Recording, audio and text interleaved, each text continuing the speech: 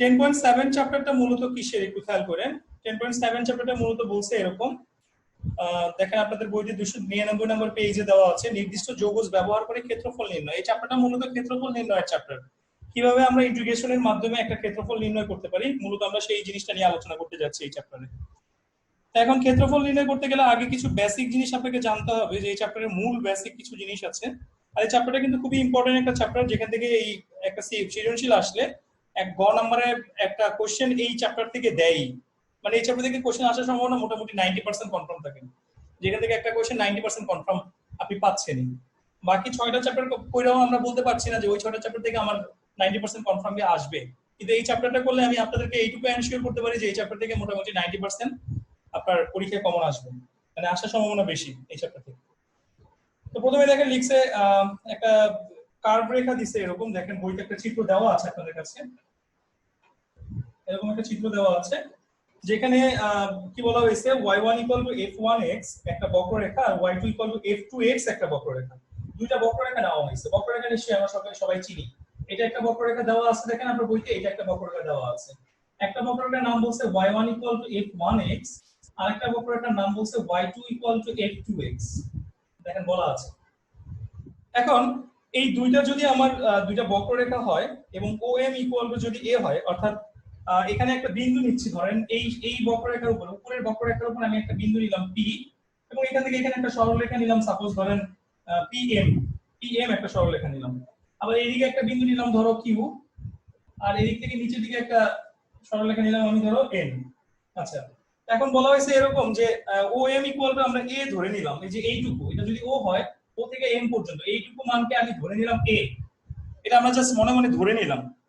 OM যদি a হয় আর ON যদি b হয়, O থেকে N পর্যন্ত মানে এই পুরাটা যদি আমার b হয়, অর্থাৎ এইটুকু পুরাটা যদি আমাদের b হয়, আর এখান থেকে এইটুকু যদি আমার a হয়, তাইলে x a এবং x b বিন্দুতে, x a R x b বিন্দুতে x অক্ষের উপর p এবং q দুটি লম্ব অঙ্কন করি। x a বলতে বোঝানো হচ্ছে আর কি m বিন্দুতে একটা লম্ব আঁকা হয়েছে, যেটা আমি আগেই এঁকে ফেলছিলাম। টেকনিক্যালি আমি আগে pm লম্বটা এঁকে ফেলছি আগেই, কিন্তু ওরা উল্টা ভাবে বলছে যে OM a, তারপর m বিন্দুতে mp একটা লম্ব অঙ্কন করব। আবার বলছে ON b, n বিন্দুতে nq একটা লম্ব অঙ্কন করব। আচ্ছা, সো লম্বের কথাটা একটু বলে দিচ্ছি আমি এখানে। কে কার উপর লম্ব? pm হইলো লম্ব, কার উপরে লম্ব? ও m এর উপরে লম্ব। আবার qn হইলো লম্ব, কার উপরে লম্ব? ও n এর উপরে লম্ব। আচ্ছা, গেল। এরপরে বলছে কি, যা বক্ররেখা দুটিকে p আর qs, অর্থাৎ এই যে এই লম্বটা এই বক্ররেখাটাকে r বিন্দুতে ছেদ করতেছে। দ্বিতীয় বক্ররেখাটাকে, প্রথম বক্ররেখা দ্বিতীয় বক্ররেখাটাকে r বিন্দুতে ছেদ করতেছে, আমি লম্ব আঁকলে। আবার দেখো, এই যে qn একটা লম্ব ছিল, এইটাও দ্বিতীয় বক্ররেখাকে s একটা বিন্দুতে ছেদ করতেছে। আচ্ছা, তাহলে জিনিসটা কি দাঁড়াচ্ছে, যা বক্ররেখা দুটিকে p আর qs এই চারটা বিন্দুতে ছেদ করে। এখন y1 f1x আর y2 f2x এই দুইটা যদি আমার দুইটা বক্ররেখা হয়, এবং x a যদি একটা বিন্দু হয় আর x b যদি একটা বিন্দু হয়, অঙ্কিত দুইটি কোটি দ্বারা আবদ্ধ ক্ষেত্র, অর্থাৎ এই দুইটার কোটি দ্বারা যে আবদ্ধ ক্ষেত্রটা, এই যে দুইটা বক্ররেখা, এইটা একটা বক্ররেখা, এটা একটা বক্ররেখা। এখন কোটি জিনিসটা আসলে কই থাকে এটা নিশ্চয়ই আমরা জানি। কোটি বলতে মূলত বোঝানো হয় y অক্ষ বরাবর কোনো দৈর্ঘ্য গেলে ওটাকে আমরা কোটি বলি। y অক্ষ বরাবর বা উপর নিচে কোনো দৈর্ঘ্য গেলে সেটাকে আমরা কোটি বলি। তো এখন বলা হয়েছে, আমি যদি এই OM a টাকে ধরি আর ON যদি b টাকে ধরি, এটা যদি আমার একটা নির্দিষ্ট বিন্দু হয়, ধরো m একটা নির্দিষ্ট বিন্দু, এই m বিন্দু থেকে তুমি কোটি যখন তুমি হিসাব করতে যাবা, তখন m থেকে নিশ্চয়ই উপরের দিকে যাবা।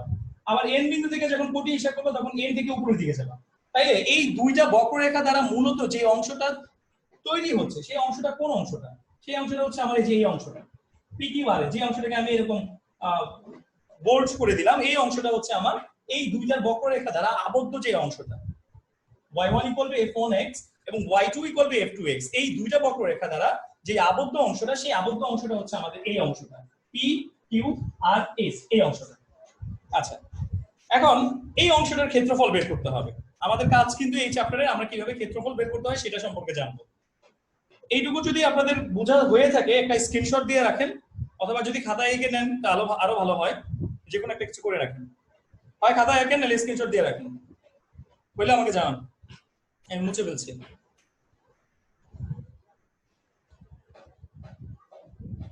ডান। বাকি তিনজন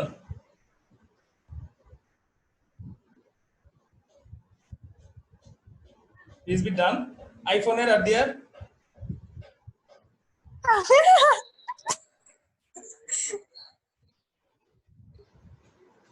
দিয়া ডান।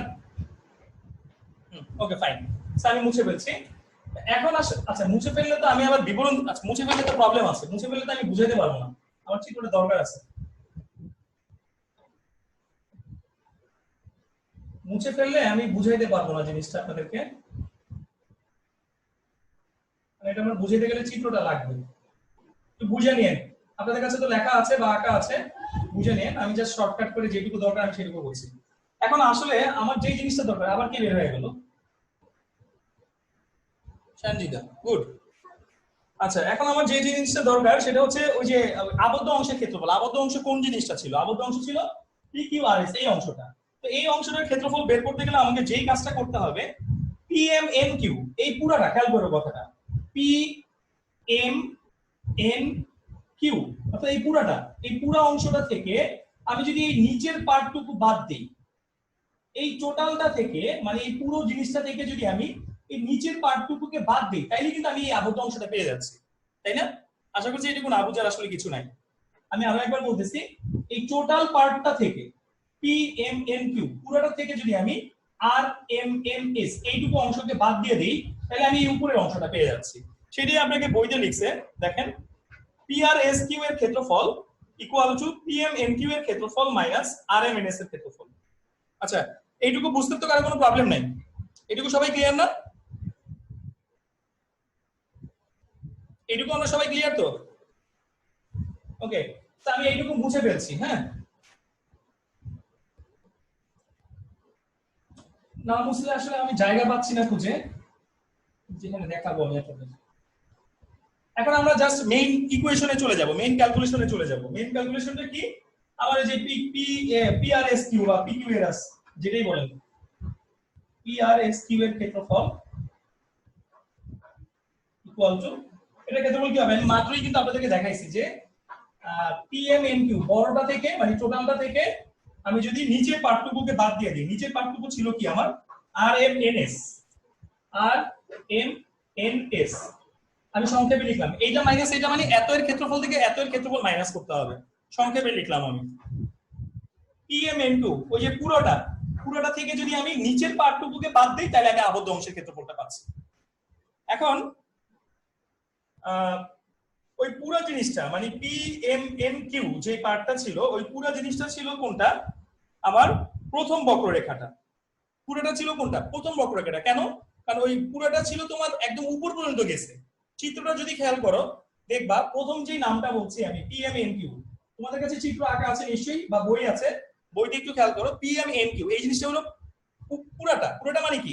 নিচ থেকে একদম উপর পর্যন্ত গেছো। তো নিচ থেকে যে একদম উপর পর্যন্ত গেছো, এটা কোন বক্ররেখায় গেছো? প্রথম বক্ররেখায়। প্রথম বক্ররেখাটা কোনটা ছিল আমার? y1 = f1x ছিল। আচ্ছা, সো এইটা হবে আমার f1x এরটা, আর এটা হবে আমাদের f2x এরটা, কারণ এটা ছিল নিচেরটা। আর নিচের যে বক্ররেখাটা, সেই বক্ররেখাটা গেছে কিন্তু সেকেন্ড বক্ররেখা দ্বারা। সেকেন্ড বক্ররেখাটা ছিল আমার y2 = f2x এরটা, আর উপরেরটা ছিল আমার y1 = f1x এরটা। তার মানে আমরা একটা ক্ষেত্রফল থেকে আরেকটা ক্ষেত্রফলকে মাইনাস করব। তো ওই ক্ষেত্রফল থেকে মাইনাস করার জন্য একটা নিয়ম আছে। নিয়মটা হচ্ছে এরকম, ইন্টিগ্রেশন দিতে হবে, b এর লিমিট দিতে হবে f1x dx, এখান থেকে আমি মাইনাস করব integration b a f2x dx, অর্থাৎ প্রথম বক্ররেখার ক্ষেত্রফল থেকে দ্বিতীয় বক্ররেখার ক্ষেত্রফল থেকে মাইনাস করতে হবে। এখন এই যে প্রথম বক্ররেখা থেকে তুমি দ্বিতীয় বক্ররেখাকে মাইনাস করতেছো, এখানে একটা লিমিট কিন্তু অটোমেটিক চলে আসতেছে। সেই লিমিটটা হচ্ছে কোনটা? b, a। b, a টা কেন হচ্ছে? কারণ তুমি যদি ওই প্রথমটা খেয়াল করো, PMNQ যদি খেয়াল করো, PMNQ এই অংশটা যদি খেয়াল করো, তাহলে এখানে দেখতে পারবা এখানে তোমার OM এর মানটা ছিল আমার a, আর ওই যে বড় যে মানটা ছিল ON যে মানটা ছিল সেটা ছিল b। অর্থাৎ লিমিটটা হচ্ছে b থেকে a পর্যন্ত। লোয়ার লিমিট হচ্ছে a, হায়ার লিমিট হচ্ছে b। b থেকে a পর্যন্ত হলো আমার লিমিট। এখন এইটা থেকে যে এটা আমরা মাইনাস করব, আমি দেখতে পাচ্ছি দুইটার মধ্যে ইন্টিগ্রেশন কিন্তু কমন ইন্টিগ্রেশন, অর্থাৎ এটার মধ্যে আমার লিমিট বি এ, পরেরটার মধ্যে কিন্তু আমার লিমিট বি এ। তাহলে এখন যে কাজটা করতে হবে, এই ইন্টিগ্রেশনটাকে কমন নিতে হবে। আর ইন্টিগ্রেশন যদি আমি কমন নিই তাহলে কি দাঁড়াচ্ছে, কমন নিলে আমার এরকম দাঁড়াচ্ছে integration B A f1x minus f2x dx। আমি একবারে dx টাকে কমন নিয়ে লিখে দিলাম, B A integration f1x minus f2x dx।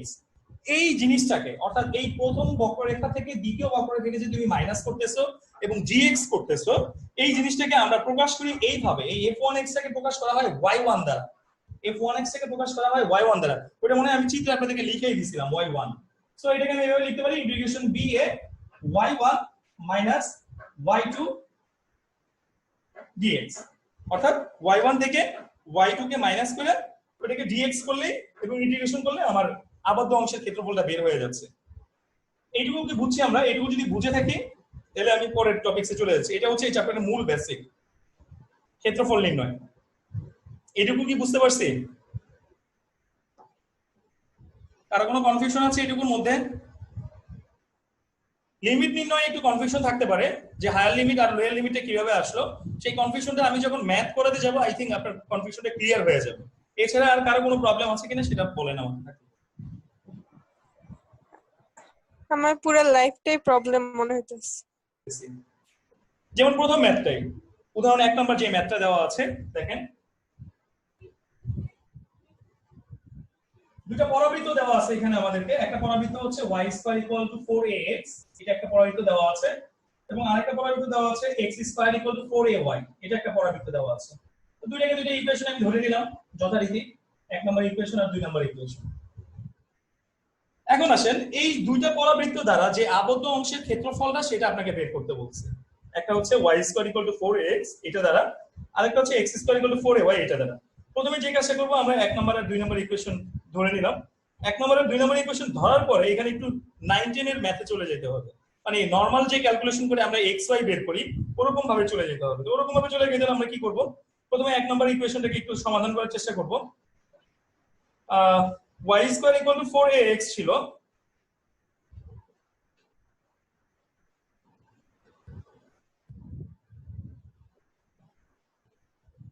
একটু wait,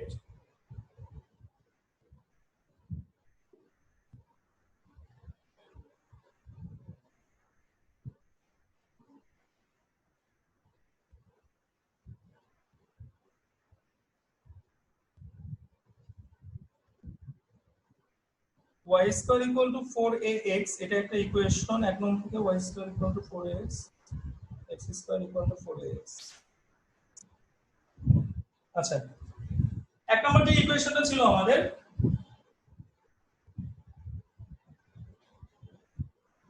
y square equal to 4ax, এখানে প্রথমে যে কাজটা করতে হবে, y এর মানটা আমি x মনে মনে কল্পনা করে নিব, বা y এর মানটা x আমি মনে মনে ধরে নিব।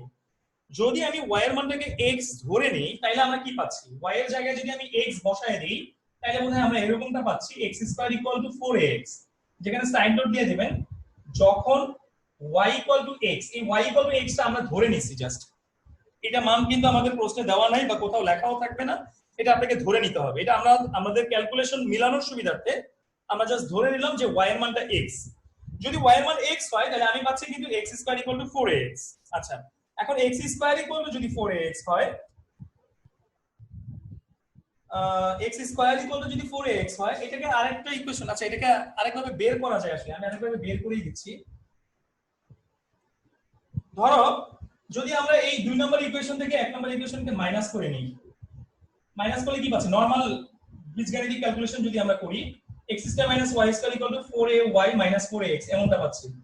তাহলে এমন হচ্ছে x square minus y square is equal to, এখান থেকে যদি মাইনাস 4 এ কমন নেওয়া যায় x মাইনাস y উল্টে যাবে, ওই যে দুই পাশে যেহেতু এই পাশে x মাইনাস y আছে, আমার এই পাশেও একটা x মাইনাস y আছে, বোথ সাইড থেকে আমি x মাইনাস y বাদ দিয়ে দিলে আমার থাকতেছে এই পাশে x প্লাস y, আর এই পাশে থাকতেছে মাইনাস 4। আচ্ছা বাদ দিলাম না, বাদ না দিয়ে আমরা উৎপাদক বিশ্লেষণ মতো করে করি, x plus y into x minus y, এই টোটালটাকে আমি এই পাশে নিয়ে আসলাম, তাহলে 4 into x minus y is equal to 0 এরকম হচ্ছে। তো এরকম যদি হয় এটাকে আমরা এইভাবে কমন নিয়ে লিখতে পারি, x মাইনাস y যদি আমি কমন নিই তাহলে পাচ্ছি এরকম x plus y plus 4 equal to 0। হ্যাঁ ঠিক আছে, এখান থেকে আমার একটা মান চলে আসতেছে x এর মান y, এখান থেকে আরো একটা মান আসবে, ওই পরের যেটা ছিল ওইটা আসলে আমার দরকার নাই, তো ওইটা আমরা পরে দেখতেছি। এটুকু তুলে নেন আগে।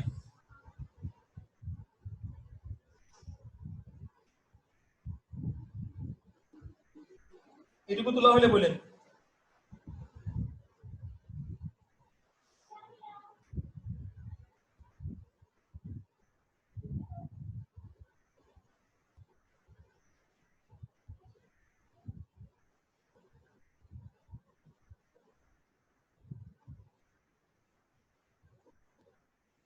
এই আজকেও কি মিনি সিস্টেম করা নাকি? যে মিনিট সিস্টেম করা, তাহলে তো এখনই শেষ হয়ে যাবে। না আমাকে মাত্রই দেখাইলো যে 40 মিনিটের বেশি সময় আমাকে গিফট করেছে জুমের পক্ষ থেকে, ঠিক আছে? তো কাটবে না, টেনশন নেওয়ার কোনো কারণ নেই। এটুকু তোলা হয়েছে সবার? আর কি দরকার ছিল গিফট করার? সবার কি এটুকু তোলা শেষ? ভাইয়া ওকে ফাইন। ভাইয়া। এইটুকু যদি তোলা শেষ হয়ে যায়, এরপর দুইটা ইকুয়েশন বের হয়েছিল আমাদের, x - y * x + y + 4 = 0। এখান থেকে আমরা লিখতে পারি এরকম, হয় প্রথমটা = 0, অথবা দিয়ে আবার আরেকটা ইকুয়েশন লেখা যায় x + y + 4 = 0। তাহলে এখান থেকে লেখা যাচ্ছে কি, x - y যদি 0 হয়, x হচ্ছে আমার y। এই জিনিসটা আসলে আমার দরকার নাই এই সাইডটা, তো ওইটা না লিখলেও চলে বা লিখলেও কোনো অসুবিধা নেই। আমরা যদি চাই লিখতেও পারি, যদি চাও না লিখবা নাও লিখতে পারো, কোনো অসুবিধা নেই। আচ্ছা এবার আসেন, x তাহলে আমি y পেলাম। এখন যে কাজটা করতে হবে, x y এর মানটা আমরা এক নম্বর যে ইকুয়েশনটা ছিল সেই ইকুয়েশনের মধ্যে বসাইয়া আর বাকি দুইটা মান বের করব। y = x এক নং এ বসিয়ে পাই, এক নম্বর ইকুয়েশনটা আমার কি ছিল, y² = 4ax ছিল। এখন এখানে যদি আমি y এর পরিবর্তে x বসায় দেই, আমার মূলত কিন্তু লাগবে x এর মান, এটা মাথায় রাখবেন। আমার ইকুয়েশনটা ছিল কিন্তু x = y, কিন্তু এটাকে আমি y = x ধরে করছি। y = x ধরে আমি এই জন্যই করছি কারণ আমার লাগবে মূলত x এর মান, আমার কিন্তু আসলে y এর মানটা লাগবে না। দ্যাটস ওয়াই আমরা এই ইকুয়েশনটাকে উল্টে নিব, y = x ধরে করব। তো y যদি আমি x ধরে করি, আমি এখানে y এর জায়গায় x বসায় দিব, y এর জায়গায় x বসাই দিলে আমরা এমনটা পাচ্ছি x² = 4ax। এইখান থেকে আবার কি পাচ্ছি, এখান থেকে পাচ্ছি এমন x² - 4ax = 0। যেখান থেকে ক্যালকুলেশন করলে এরকম পাবা, x কমন নিলে x * x - 4a = 0।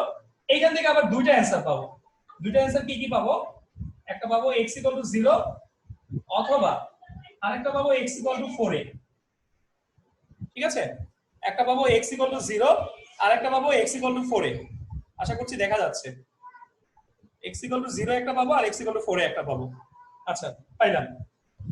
এখন আমার এই যে x এর দুইটা মান পাইলাম, একটা পাইছি আমি 0 আর একটা পাইছি আমি 4a। x এর যেই দুইটা মান পাইলাম, এই মান দুটোই কিন্তু আমার একটা আপার লিমিট একটা লোয়ার লিমিট। 0 এর মানটা সবসময় লোয়ার লিমিট হয়, এটা মনে রাখবেন। 0 এর মানটা সবসময় লোয়ার লিমিট হিসেবে ধরতে হয়।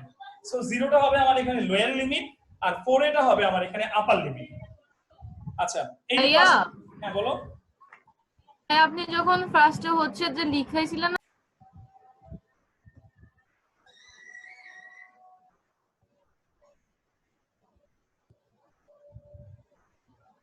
আচ্ছা এখন তাহলে আমি দুইটা জিনিস পাইছি, একটা পাইছি আপার লিমিট, একটা পাইছি লোয়ার লিমিট। আপার লিমিটটা পাইছি আমরা 4a আর লোয়ার লিমিটটা পাইছি কিন্তু আমরা 0। আচ্ছা তো তাহলে এবার আমরা জিনিসটাকে এইভাবে আগে একটু লিখে নিব। x = দুইটা মান পাইছো তুমি, 0 একটা মান পাইছো, 4a একটা মান পাইছো। আবার তোমার কাছে একটা ইকুয়েশন ছিল এরকম x = y। সো ওইখান থেকে তুমি এরকম লিখতে পারছো x = y মানে কি, x এর মান যদি 0 হয় y এর মানও 0 হবে, আবার x এর মান যদি 4a হয় y এর মানও 4a হবে। তার মানে কি, তার মানে আমরা জিনিসটা এমন পাচ্ছি, সুতরাং যখন x = 0 তখন y = 0, আবার যখন x = 4a তখন y = 4a, এমনটা পাচ্ছি। যেহেতু আমাদেরকে বলা আছে x = y, আর x = y মানে x এর মান এবং y এর মান দুটো মান সেম মান হবে। তার মানে আমরা ছেদবিন্দুটা পাচ্ছি এরকম, পরাবৃত্ত যে দুইটা ছিল আমাদের সেই পরাবৃত্ত দুইটার ছেদবিন্দুটা এমন পাচ্ছি, একটা পাচ্ছি 0 0, মানে 0 0 বিন্দু হলো একটা বিন্দু, বিন্দু হচ্ছে 4a, 4a, এটা একটা বিন্দু, দুইটা বিন্দু। পরাবৃত্ত আঁকতে গেলে যে আমার দুইটা ছেদবিন্দু লাগে, একটা বিন্দু হচ্ছে 0,0, তার মানে মূল বিন্দুতে একটা, আর একটা বিন্দু হচ্ছে 4a, 4a, তার মানে পজিটিভ দিকে একটা। খেয়াল করে কথাটা, এই যে এখানে দেখো 0,0 দুইটা বিন্দু কিন্তু মূল বিন্দু, 0,0 বিন্দু দ্বারা মূলত মূল বিন্দুকে বোঝায়। আর একটা হচ্ছে 4a, 4a, 4a, 4a হচ্ছে আরেকটা বিন্দু। তাহলে চিত্রটা কেমন আসবে? চিত্রটা আসবে মূলত এমন, বইতে কিন্তু চিত্রটা দেওয়া আছে, আমি ছোট করে আঁকতেছি, আপনারা বইয়ের চিত্রটা একটু ভালো মতো খেয়াল করেন। দুইটা চিত্র আসবে, একটা যাবে 0,0 বিন্দু দিয়ে, 0,0 বিন্দু দিয়ে যে চিত্রটা যাবে সেটা বৃত্তটা হবে এরকম, পরাবৃত্তটা হবে এরকম। আর 4a, 4a যেটা মানে 4a, 4a মানে কি? দুইটাই পজিটিভ ভ্যালু, দেখতেই পাচ্ছেন দুইটাই পজিটিভ মান। তো যেইটা দুইটা পজিটিভ মান সেইটার চিত্রটা হবে এরকম, অর্থাৎ এই যে এমনটা হবে আর কি। বইতে চিত্র দেওয়া আছে, আমি ছোট করে আঁকছি জাস্ট বোঝানোর জন্য। বইয়ের চিত্র একটু ভালো মতো খেয়াল করে দেখে নেন। এই যে একটা বিন্দু দেখেন, এই বিন্দুটা মনে করেন 0,0, আর এই যে উপরে একটা বিন্দু পাচ্ছেন, এই বিন্দুটাকে ধরে নেন আপনি 4a, 4a। এই দুইটা বিন্দু হচ্ছে আমার এই পরাবৃত্ত দুইটার ছেদবিন্দু। তাইলে আমাকে কিন্তু বলছে যে আবদ্ধ অংশের ক্ষেত্রফল বের করতে। আবদ্ধ অংশের ক্ষেত্রফল কোনটুকু হবে? এই যে মাঝখানে যে অংশটা তৈরি হইলো আমার, এই অংশটা কিন্তু আমার আবদ্ধ অংশটা, এই অংশটার ক্ষেত্রফল বের করতে হবে মূলত। তাহলে এই অংশটার ক্ষেত্রফল বের করতে হলে তোমার এই অংশটার ক্ষেত্রফল তুমি কেমনে পাবা? এই 0,0 আর 4a, 4a, এই বিন্দু থেকে এই 4a, 4a তুমি কেমনে পাবা? 4a, 4a বা যে কোনো স্থানাঙ্ক বসাইতে গেলে আমরা কিভাবে বসাই? প্রথমে মূল বিন্দু থেকে ডান দিকে যাব 4a ঘর, এরপরে ওইখান থেকে আবার উপরের দিকে উঠবো 4a ঘর, এমনটাই কিন্তু ছিল। যে কোনো স্থানাঙ্ক বসানোর, গ্রাফ পেপারে যে কোনো স্থানাঙ্ক বসানোর নিয়ম যেটা, গ্রাফ পেপারে যে কোনো স্থানাঙ্ক বসাতে গেলে আমরা কি করি? ধরো আমি একটা বিন্দু বললাম তোমাকে 3,2, সাপোজ 3,2 তোমাকে আমি একটা বিন্দু বললাম, যে কোনো আন্দাজের উপর একটা বিন্দু বললাম। এখন এই বিন্দুটাকে তুমি কিভাবে গ্রাফ পেপারে বসাবা? মূল বিন্দু থেকে ডান দিকে যাবা 3 ঘর, সেখান থেকে আবার উপরের দিকে যাবা 2 ঘর, এমনটাই মনে হয়। সো এই যে 4a, 4a এটা তুমি কেমনে পাবা? এটা বাবা এইখান থেকে তুমি এই দিকে যাবা 4a একক, তারপর এইখান থেকে উপরের দিকে যাবা 4a একক, জিনিসটা এরকম। এখন আসো, এই যে এইখান থেকে এইটুকু মানে আমি আগেই বলছিলাম যে লিমিট বলতে মূলত এক্স এর মানকে বোঝায়, লিমিট বলতে মূলত এক্স এর ভ্যালুকে বোঝায়। তাহলে এখানে ভ্যালুটা কি দাঁড়াচ্ছে? আমার লিমিটটা আসলে কি দাঁড়াচ্ছে? আমি এই বিন্দু থেকে এক্স এর মান 0 থেকে, এই জায়গায় কিন্তু আমার এক্স এর মানটা 0, মূল বিন্দুতে এক্স এর মানটা 0, আর এই জায়গায় এক্স এর মানটা কিন্তু 4a। যখন তুমি এই বিন্দু নিতে যাবা তখন তুমি এক্স এর মান 4a নিয়েই কিন্তু তারপরে উপরের দিকে যাবা 4a ঘর, অর্থাৎ এইখান থেকে এইটুকু একক হচ্ছে আমার 4a একক, তার মানে এই বিন্দু পর্যন্ত দূরত্বটা হচ্ছে আমার 4a দূরত্ব। আচ্ছা, তার মানে আমি লিমিটটা কিন্তু পাচ্ছি কি থেকে কত? 0 থেকে 4a পর্যন্ত। তাহলে আমি লিমিটটা পাচ্ছি, লিমিটটা কি বুঝছি আমরা সবাই? 0 থেকে 4a পর্যন্ত যে বের করছি আমি, সঞ্জিতা বুঝতে পারছো?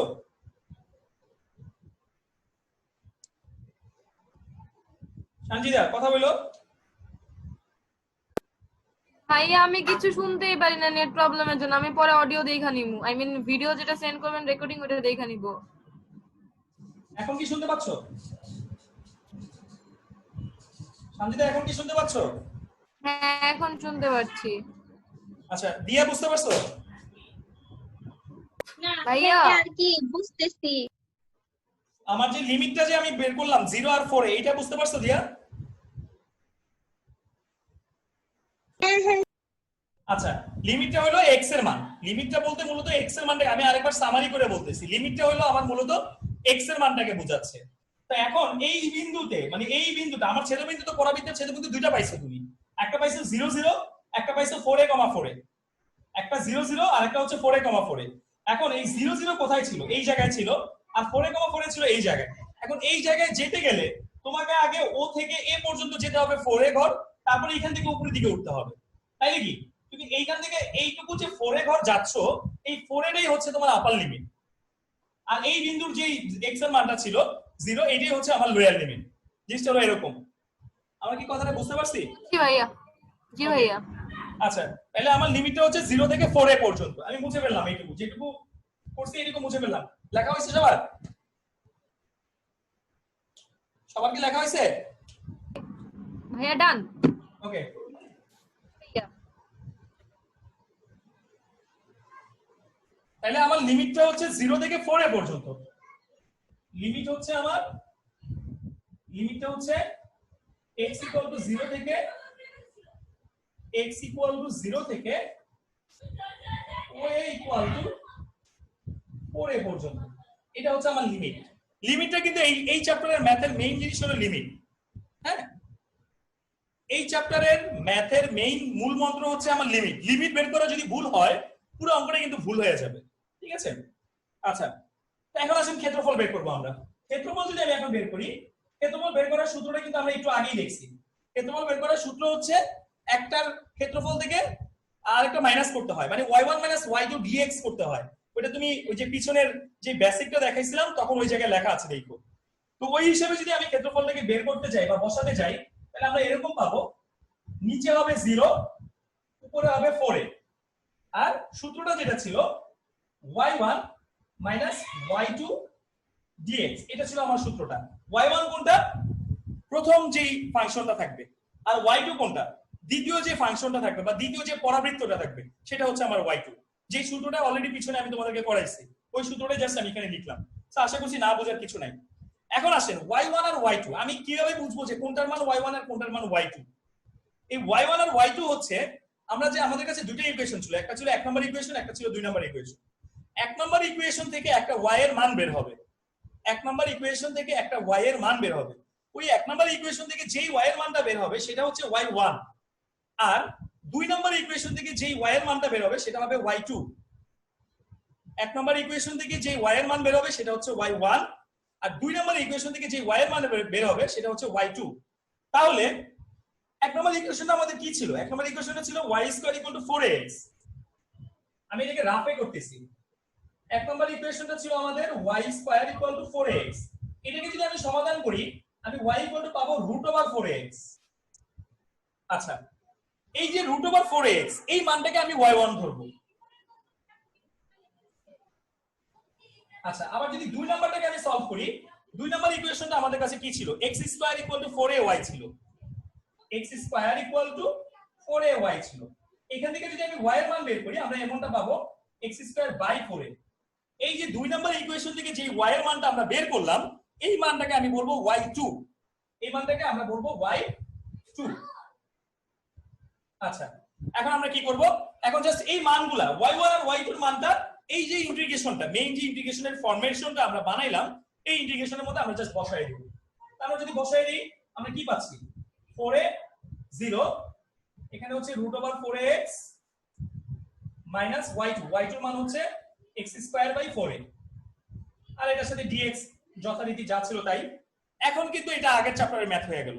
এইটুকু ছিল আমাদের এই চ্যাপ্টারের মূল বেসিক। আর এখন এরপরে যে ক্যালকুলেশনটা আমরা করব, সেই ক্যালকুলেশনটা মূলত আমরা পিছনের চ্যাপ্টারগুলিতে করে আসছি। যা করে আসছি পিছনের চ্যাপ্টারগুলিতে, এখানে কিন্তু আমরা তাই করব। আচ্ছা, যদি তাই করি, দ্যাট মিন্স কি, এইটাকে একবার ইন্টিগ্রেশন করব আর এটাকে একবার ইন্টিগ্রেশন করব। আমি যদি প্রথমটাকে ইন্টিগ্রেশন করি, জিনিসটা এরকম হবে 4a, 0। এই যে 4 কে রুট করলে কি হয়? 2 হয়, √a হয়, মানে 2√a হয়, ইনটু √x। আমি একটু ভেঙে ভেঙে লিখছি, ইনটু dx মাইনাস, আবার দ্বিতীয়টাকে যদি আমি ইন্টিগ্রেশন করি, দ্বিতীয়টা পাচ্ছি এরকম x²/4a ইনটু dx, এরকম পাচ্ছি। এইটুকু তোলা কমপ্লিট করেন বা স্ক্রিনশট দিয়ে রাখেন। স্ক্রিনশট দিয়ে রাখেন, না আমাদের টাইম চলে যাবে তো, আবার নালে আমার তাড়াতাড়ি শেষ করতে হবে এটা। এইটুকু স্ক্রিনশট দিয়ে রাখেন। ভাইয়া শেষ। ওকে, সো আমি তাহলে মুছে ফেলছি। এবার আমার শুধু লাস্টের লাইনটা লাগবে, আমি লাস্টের লাইনটা রাখতেছি। এবার আমরা যে কাজটা করব সেটা হচ্ছে এই ইন্ডিকেশনটাকে আমরা ভাঙবো। আমরা তো জানি যে x বাদে যা থাকবে সেটা হলো আমার কনস্ট্যান্ট মান। তাহলে এখানে x বাদে কি আছে? আমার 2√a আছে, আর কনস্ট্যান্ট মানকে কি করতে হয়? বাইরে পাঠিয়ে দিতে হয়, এটাও জানো। তো কনস্ট্যান্ট মানটাকে এখানে বাইরে বের করে দাও। কনস্ট্যান্ট মানকে যদি বাইরে বের করে দিই, আমরা এমনটা পাচ্ছি 2√a, higher limit 4a, lower limit 0, আর এখানে পাচ্ছ √x dx। এখান থেকে মাইনাস হবে, এই যে x²/4a ছিল, এই x²/4 এর মধ্যে 1/4a হলো আমার কনস্ট্যান্ট মান। তো 1/4 কে আমি বাইরে বের করে দিব, বের করে দাও। 1/4 কে যদি বাইরে বের করে দাও, তাহলে কি পাচ্ছ? তাহলে পাচ্ছ এরকম x² dx। এখন এটাকে আমরা কি করব? এখন এটাকে আমরা আগের চ্যাপ্টারের রুলস অনুসারে আমরা জাস্ট ইন্টিগ্রেশন করব। তো আগের চ্যাপ্টারের রুলস অনুসারে যদি আমি এটাকে ইন্টিগ্রেশন করি, রুট এক্স জি এক্স কে ইন্টিগ্রেশন করলে কি হয় আমরা নিশ্চয়ই জানি এখানে এক্স এর মানটা হাফ মিন করতেছে আর এক্স এর মান যদি হাফ মিন করে ওটাকে ইন্টিগ্রেশন করলে কি হবে 2 রুটে 4 এর আচ্ছা এখানে তার দরকার নেই আমি ইন্টিগ্রেশন করে দেব এক্স এর মান হাফ তার মানে এক্স এর পাওয়ার হবে হাফ প্লাস 1 একবার আর নিচে হবে হাফ প্লাস 1 আমি একদম ভেঙে করছি ডিভাইডেড বাই এটা উপরে হবে 4 এ নিচে হবে 0 মাইনাস 1/4 এ এখানেও সেম কাজ x এর পাওয়ার হবে 2 প্লাস 1 আর নিচে হবে 2 প্লাস 1 নরমাল ইন্টিগ্রেশনের ফর্মুলা যেটা 4 এ আর হলো 0 তো পাচ্ছ কি তাহলে পাচ্ছ হলো এরকম x এর পাওয়ার 3/2 নিচেও কিন্তু 3/2 আপার লিমিট 4 এ লোয়ার লিমিট 0 1/4 এ এখানে পাচ্ছ x এর পাওয়ার 3 নিচে পাচ্ছ 3 আপার লিমিট 4 এ লোয়ার লিমিট 0 আচ্ছা এইটুকু স্ক্রিনশট দিয়ে রাখো এগুলো না বোঝার কিছু না এগুলো আগের চ্যাপ্টারে কোর্স করে আসছি আমরা স্ক্রিনশট দেওয়া হলে বলো কেউ কি স্ক্রিনশট দিচ্ছ ভাইয়া শেষ ওকে একটু বইলো আমাকে স্ক্রিনশট দেওয়া হলে একটু বইলো আচ্ছা তাইলে এখন আমরা বাকিটুকু করব এখন তো বাকিটুকু আমরা বুঝতেই পারতেছি এটার সাথে এটা ভাগ আকারে আছে ভাগরে আমরা কি বানাবো গুণ বানাই দেব ভাগরে গুণ বানাই দিলে ভগ্নাংশ কি হয়ে যাবে উল্টে যাবে এই 3/2 যদি উল্টে যায় এটা কি হয়ে যাবে 2/3 হয়ে যাবে আর এই 2/3 যেহেতু কনস্ট্যান্ট মান আমি 2/3 কে একবারে বাইরে বের করে দেব অর্থাৎ এরকম 2 রুটে ইনটু 2/3 টা বাইরে চলে গেল থাকলো কি আমার x এর পাওয়ার 3/2 4 এ আর হলো 0 মাইনাস 1/4 এ ইনটু এই যে এখানে 3 ছিল নিচে এই 3 টা মানে কি 1/3 এই 1/3 বাইরে চলে যাবে আর এখানে হচ্ছে x কিউব 4 এ আর হচ্ছে 0 আচ্ছা এখন আমরা কি করব এখন নরমাল ক্যালকুলেশন করে দিব 4 রুট a বাই 3 ওটার মধ্যে আমরা মান বসাই দিব x এর মান একবার 4 এ বসাবো আবার x এর মান একবার 0 বসাবো যখন তুমি x এর মান 4 এ বসাবা তখন জিনিসটা এরকম হবে 4 এর পাওয়ার 3/2 মাইনাস x এর মান একবার 0 বসাবো 0 বসালে তো 0ই হবে আচ্ছা মাইনাস 1/12 এ এটা হচ্ছে x এর মান 4 এ মানে 4 এ হোল কিউব মাইনাস 0 আচ্ছা পরের যে দুই লাইন বাকি আছে ওই দুই লাইন আশা করছি আপনারা নিজেরাই পারবেন ঠিক আছে নামাজের টাইম চলে যাচ্ছে এটা স্ক্রিনশট দিয়ে রাখেন আমি লাস্টেরটা মুছে দিচ্ছি দাঁড়ান এর পরের লাইনের নরমাল ক্যালকুলেশনটা আশা করছি আপনারা পারবেন বইতে যে লাইনটা আছে ওই লাইনটা অ্যানসারটা চলে আসবে আশা করছি ঠিক আছে যদি না আসে আমি পরে দেখতেছি হইছে তোলা সে স্ক্রিনশট দিছো জি ভাইয়া ওকে আমরা রাত্রে আবার একটু বসবো 9:30টার পরে ঠিক আছে রাত্রে 9:30টার পরে একটু বসবো এখন নামাজের টাইম এইজন্য আমি ছেড়ে দিচ্ছি না আমি ছাড়তাম না 9:30টার পরে কেন ভাইয়া খাবো না এই চ্যাপ্টারের যদি আমরা উদাহরণের ম্যাথগুলি ভালোমতো বুঝে করতে পারি উদাহরণের ম্যাথগুলো করলেই কিন্তু আমাদের চ্যাপ্টারের 70 থেকে 80% করা হয়ে যাচ্ছে কারণ উদাহরণের যেই কয়টা নিয়ম আছে মূলত এই পুরো চ্যাপ্টারটার মধ্যে এই কয়টাই নিয়ম আছে আর এই উদাহরণের অঙ্কগুলো খুবই ইম্পর্টেন্ট অঙ্ক তো আমরা একটু ভালোমতো বুঝে করার চেষ্টা করি এখন চলে যাচ্ছে আমি উদাহরণ 2 এ 2 নম্বর ম্যাথটাতে এর আগের ম্যাথটা ছিল এক রকমের আর এই ম্যাথটা কিন্তু একটু আরেক রকমের এর আগের ম্যাথটা দেখতে পাচ্ছি আমরা পরাবৃত্তের সমীকরণ দেওয়া ছিল দুইটা সমীকরণ দেওয়া ছিল যেটা হলো পরাবৃত্তের সমীকরণ আর এই ম্যাথটার মধ্যে আমাদেরকে দেওয়া আছে একটা বক্ররেখার সমীকরণ উদাহরণ 2 যেটা সেটার মধ্যে দেওয়া আছে আমার কাছে বক্ররেখার সমীকরণ x²/9 একটা x²/9 plus y²/4 equal to 1 কে কথা বলছো বাতে খাম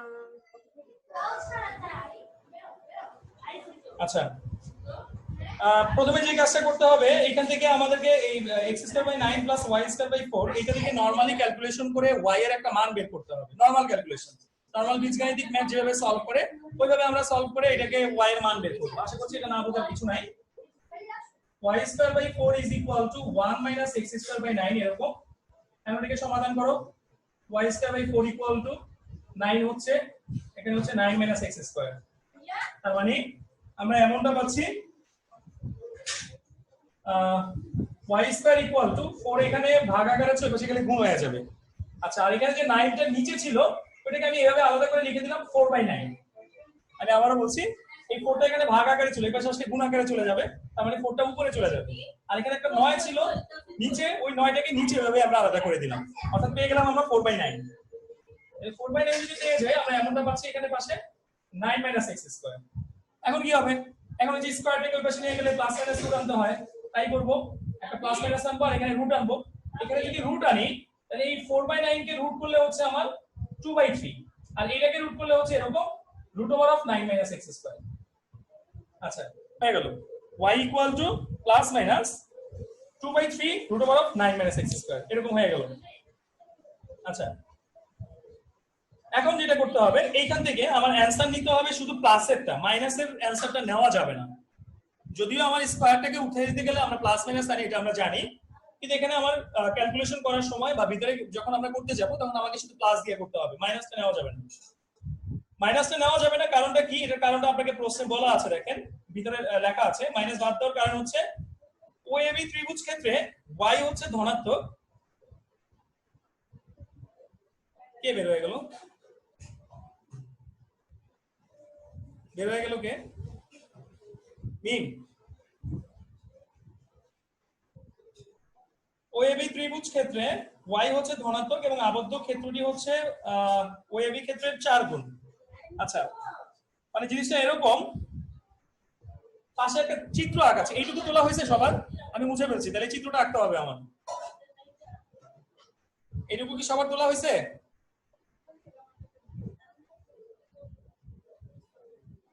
ভাইয়া দিয়ে ডান। না ভাইয়া একটু আচ্ছা এটুকু শেষ করো রিজভির।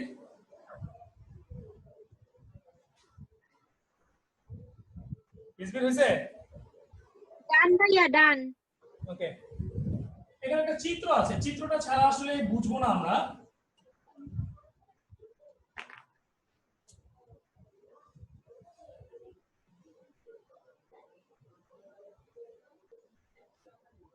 অর্থাৎ এই ধরনের সমীকরণ আমাকে যখন দেওয়া থাকবে, এই রকমের সমীকরণ দিয়ে যখন কোনো কিছু দেওয়া থাকবে, তখন মনে রাখতে হবে জিনিসটা এরকম হয়, পরাবৃত্তটা মানে বক্ররেখা দ্বারা যে আবদ্ধ ক্ষেত্রটা সেটা এরকম রাউন্ড শেপে আসবে, একটা সার্কেলের মতো আসবে। হ্যাঁ, এরকম একটা সার্কেলের মতো আসবে।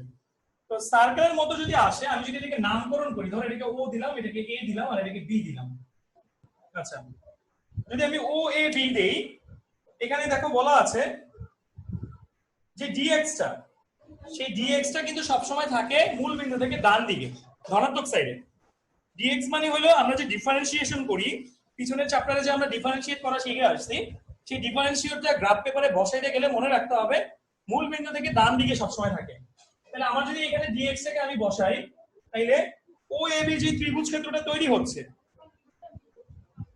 y যে ও এ বি ত্রিভুজ ক্ষেত্রটা তৈরি হচ্ছে, এই যে ও এ বি ত্রিভুজ ক্ষেত্রটা যে আমার তৈরি হচ্ছে, এখানে একটা ত্রিভুজের মতো পাচ্ছেন আপনি, ও এ বি ত্রিভুজ ক্ষেত্র যদি আমি ধরলাম আর কি জাস্ট ত্রিভুজ ক্ষেত্র, এই ও এ বি ক্ষেত্রের মধ্যে দেখো y এর মান কিন্তু ধনাত্মক মান, এই ও এ বি ক্ষেত্রের মধ্যে y এর মানটা হচ্ছে ধনাত্মক মান। এবং যেহেতু আমার dx টা ডান দিকে অবস্থিত, dx টা যেহেতু আমার ডানে অবস্থিত, তার মানে আমার যেই ক্ষেত্রের ক্ষেত্রফলটা বের করতে প্রশ্নে বলা হয়েছে, সেই ক্ষেত্রটা ডেফিনেটলি আমার মূল বিন্দু থেকে ডানে থাকবে। তো মূল বিন্দু থেকে ডানে থাকলে এই জায়গাতে বা এই ঘরটার মধ্যে আমার y এর মানটা কিন্তু পজিটিভ শো করছে। আর যেহেতু এই ঘরটার মধ্যে y এর মানটা পজিটিভ, এই ঘরে যেহেতু y এর মানটা পজিটিভ, তাহলে আমরা যে সমীকরণটা পাইছি একটু আগে যে সমীকরণটা পাইছি, সেই সমীকরণটার মধ্যে আমরা y এর মানটা শুধু মানে পজিটিভ মানটা নিব, নেগেটিভ মানটা নিব না। এই কারণে আশা করছি আমরা সকলে বুঝতে পারছি। সকলে কি বুঝছি কেন পজিটিভটা নিব কেন নেগেটিভটা নিব না? সবাই কি বুঝছি? রিজভি আমি বুঝি নাই।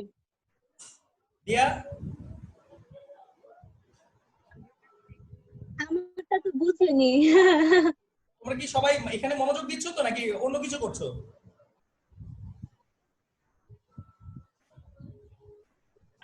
ভাইয়া আমি একদমই ফোনের মধ্যে। আমি আরেকবার বলতেছি, এই পুরোটা যদি আমার একটা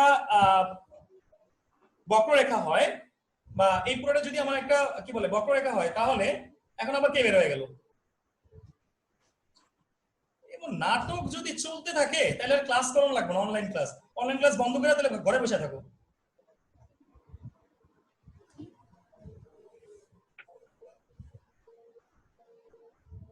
আচ্ছা, এটা যদি আমার পুরোটা যদি একটা বক্ররেখা হয় তাহলে আমাদেরকে প্রশ্নে যে একটা সমীকরণ দিয়ে বলছে যে এই সমীকরণ দ্বারা আবদ্ধ ক্ষেত্রের ক্ষেত্রফল বের করতে, সেই সমীকরণটা দিয়ে আবদ্ধ ক্ষেত্রের ক্ষেত্রফল বের করতে গেলে সেখানে একটা dx থাকে। dx জিনিসটা আসলে কি? dx টা হচ্ছে x এর সাপেক্ষে অন্তরীকরণ করা, এটা আমরা পিছনে করে আসছি। তো x এর সাপেক্ষে যখন আমরা অন্তরীকরণ করি ওই dx টা সবসময় পজিটিভ হয়, অর্থাৎ গ্রাফ পেপারে dx টা সবসময় মূল বিন্দু থেকে ডান দিকে থাকে। তো গ্রাফ পেপারে যদি আমার dx এর মানটা মূল বিন্দু থেকে ডান দিকে থাকে তার মানে এখানে dx টা মূল বিন্দু থেকে ডানে অবস্থিত। dx যদি মূল বিন্দু থেকে ডানে অবস্থিত হয় আমার যে ক্ষেত্র বের করতে হবে সেই ক্ষেত্রটা হবে এই যে এই অংশটা, এই অংশের ক্ষেত্রফলটা বের করবো আমরা। এখানে চারটা পার্ট দেখতে পাচ্ছ তোমরা, এটা একটা, এটা একটা, এটা একটা, এটা একটা। যেহেতু আমার dx টা মূল বিন্দু থেকে ডানে অবস্থিত তার মানে যেই আবদ্ধ অংশের ক্ষেত্রফল নির্ণয় করতে বলছে সেই আবদ্ধ অংশটা আমার ডানে অবস্থিত। যেহেতু আবদ্ধ অংশটা ডানে অবস্থিত এই অংশটার মধ্যে আমার y এর মান পজিটিভ মান, আর এই কারণে আমরা y এর মানটা শুধু পজিটিভ নিব, নেগেটিভ নিব না। কি বুঝতে পারছো? হ্যাঁ পারছি। ওকে, আচ্ছা এবার চলে যাচ্ছি আমরা এই কথাটাই এখানে বইতে লেখা আছে, দেখবা মাইনাস বাদ দেওয়ার কারণ হচ্ছে ত্রিভুজ ক্ষেত্র OAB তে y টা হচ্ছে ধনাত্মক। আমার যে ক্ষেত্রের ক্ষেত্রফলটা বের করতে হবে সেটা হচ্ছে OAB ত্রিভুজ ক্ষেত্র, এবং এই OAB ত্রিভুজ ক্ষেত্রের মধ্যে আমার y এর মানটা ধনাত্মক, এই জায়গায় আমার y টা হচ্ছে ধনাত্মক।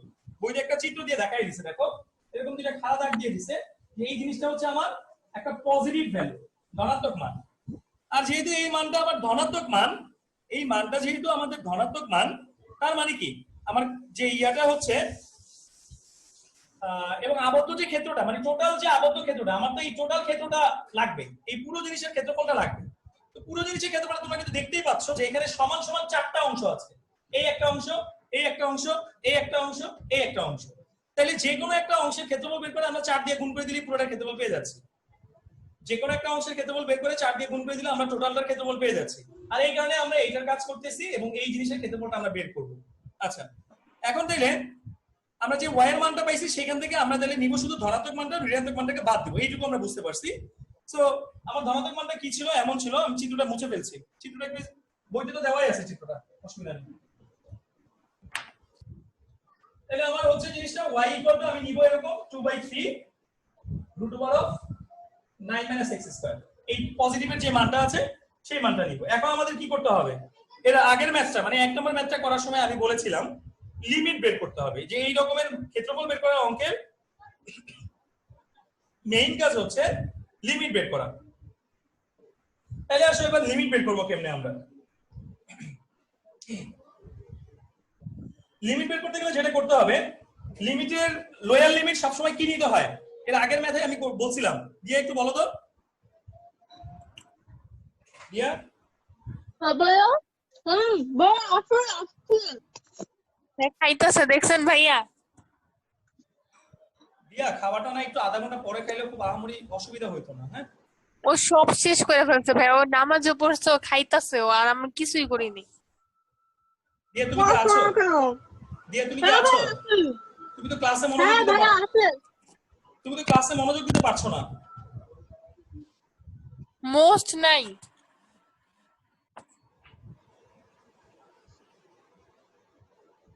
এর আগের ম্যাথের মধ্যে আমি বলছিলাম যে এই টাইপসের ম্যাথে আমাদের লিমিট বের করাটা মেইন ফ্যাক্ট, আর লিমিট বের করতে গেলে লোয়ার লিমিট সবসময় কি নিতে হয় বলছিলাম। দিয়ে অ্যানসার মি। হ্যাঁ ভাইয়া বলছিলেন কি বলছিলাম বলো? আপার লিমিটে বড়টা দিতে হয়। আগেই চলে গেছে আপার লিমিটে, আগে নিতে হয় লোয়ার লিমিট। আমি জিজ্ঞেস করতেছি লোয়ার লিমিটের কথা, সে চলে গেছে আপার লিমিটে। আচ্ছা আমি আরেকবার দেখাচ্ছি, গ্রাফের অঙ্কে বা এই রকমের অঙ্কে সবসময় লিমিটটাকে শুরু করতে হয় এই জায়গা থেকে, মূল বিন্দু থেকে। আর মূল বিন্দুর মধ্যে আমার x এর মান এবং y এর মান দুইটা মানই হচ্ছে 0 0। যেহেতু মূল বিন্দুর স্থানাঙ্ক 0 0 এবং আমার লিমিটটা নিতে হবে এই মূল বিন্দু থেকে, তার মানে কি অর্থাৎ এই বিন্দু থেকে তোমার লিমিটটা স্টার্ট হবে। এই বিন্দু থেকে যদি লিমিট স্টার্ট হয় লোয়ার লিমিট আমরা অলওয়েজ 0 দিয়ে করি। আমি কি বুঝাতে পারছি সবাইকে? লোয়ার লিমিট আমরা অলওয়েজ 0 নিব, লোয়ার লিমিটটাকে আমরা সব সময় 0 দিয়ে করব, কারণ এই জায়গা থেকে অর্থাৎ এইখানে যে x এর মানটা 0, এই জায়গা থেকে আমাদের লোয়ার লিমিট বা লিমিটটা স্টার্ট হবে বা বক্ররেখাটা স্টার্ট হবে। আচ্ছা, সো এবার আসো, তাহলে এখানে আমার লোয়ার লিমিট হচ্ছে 0, অর্থাৎ x = 0 থেকে, আচ্ছা x = 0 থেকে তুমি কোন পর্যন্ত নিবা, এটা কিন্তু বের করা একদম ইজিয়েস্ট একটা নিয়ম, কারণ এখানে একটা রুট দেওয়া আছে। রুটের মধ্যে কি আছে? হ্যাঁ, ওইখানে x এর মান বসে। রুটের মধ্যে কি আছে? 9 - x² আছে। ওই জায়গায় x এর মান কত নিলে, মানে হাইয়েস্ট কত নিলে সেটা একটা সংজ্ঞায়িত ভ্যালু হবে, যেটা আমরা 9-10 এর ওই যে কোন চ্যাপ্টার যেন ছিল, আংশিক ভগ্নাংশ চ্যাপ্টারের ভিতরে ডোম নির্ণয়ের মধ্যে করছিলাম। হ্যাঁ, রুটের ভিতরে x এর মান সর্বোচ্চ কত পর্যন্ত নিলে সেটা সংজ্ঞায়িত ভ্যালু হবে, ঠিক আছে? রুটের ভিতরে আমি দেখতে পাচ্ছি 9 - x² আছে, তাই না? 9 - x² আছে। তাইলে আমি যদি 3 নেই, আমি যদি x এর মানটা 3 নেই বা 3 পর্যন্ত নেই, 3 পর্যন্ত নেই, তাহলে আই থিংক আমাদের সবগুলা ভ্যালু হচ্ছে সংজ্ঞায়িত ভ্যালু হবে। দেখো 3 স্কয়ার করলে কত হয়? 9 না? 9 থেকে 9 বাদ দিলে কত হয়? 0। আমি যদি 2 বসাই, 2 দিয়ে স্কয়ার করলে কত হয়? 4। 9 থেকে 4 বিয়োগ করলে কত হচ্ছে? 5। এটাও পজিটিভ ভ্যালু। আমি যদি 1 ও বসাই, 1 কে স্কয়ার করলে হচ্ছে 1, 9 থেকে 1 বিয়োগ করলে হচ্ছে 8। এটাও একটা পজিটিভ ভ্যালু। কিন্তু আমি যদি 3 এর চেয়ে বড় কোনো সংখ্যা নিতে চাই, 3 এর চেয়ে বড় কোনো সংখ্যা যদি নিতে চাই, অর্থাৎ ধরো আমি 4 বসাইলাম, 4 বসালে কত হবে? 4 4 16। 16 থেকে 9 বিয়োগ করতে গেলে দেখো একটা মাইনাস চিহ্ন চলে আসতেছে, এবং আমরা কিন্তু জানি রুটের ভিতরে কখনো মাইনাস মান সংজ্ঞায়িত হয় না। তার মানে x এর মান আমাকে নিতে হবে 0 থেকে 3 পর্যন্ত। x এর মান আমাকে নিতে হবে 0 থেকে 3 পর্যন্ত। আমরা কি বুঝতে পারছি? বুঝতে কি পারছি সবাই? হ্যাঁ আচ্ছা, হ্যাঁ ভাইয়া। তাহলে আমাদেরকে x এর মানটা নিতে হবে 0 হ্যাঁ থেকে, ভাইয়া। x এর মান নিতে হবে আমাদের 0 থেকে 3 পর্যন্ত। তো 0 থেকে যদি আমি 3 পর্যন্ত নেই, তাহলে জিনিসটা এরকম হবে, ওই যে চিত্রটা একটু আমার লাগতো আরেকটু, আমি চিত্রটা আরেকবার একটু দেখাচ্ছি এখানে ছোট করে। এরকম একটা চিত্র ছিল, এবং আমি কিন্তু বের করতে চাচ্ছিলাম কোন অংশটা, এই যে এই অংশের ক্ষেত্রফলটা বের করতে চাচ্ছি, কারণ এইটা বের করে 4 দিয়ে গুণ করলে আমার টোটাল ক্ষেত্রফলটা চলে আসবে।